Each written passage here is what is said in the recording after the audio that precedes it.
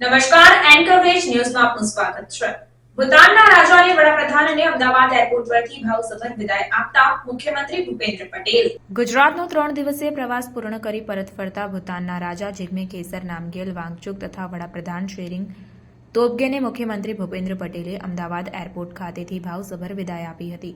આ પ્રસંગે પ્રોટોકોલ મંત્રી જગદીશ વિશ્વકર્મા, ભારતના ભૂતાન ખાતેના રાજદૂત સુધાકર દલીલા, રાજ્યના મુખ્ય સચિવ રાજકુમાર, રાજ્ય પોલીસ વડા વિકાસ સહાય, વિદેશ મંત્રાલયના સંયુક્ત સચિવ અનુરાગ શ્રીવાસ્તવ, અમદાવાદના સંયુક્ત police commissioner Ajay Chaudhary, chief protocol officer Jwalant Trivedi, Ahmedabad collector Pravina DK સહિતના ઉચ્ચ અધિકારીઓએ મહાનુભાવોને વિદાયમાન આપ્યું હતું.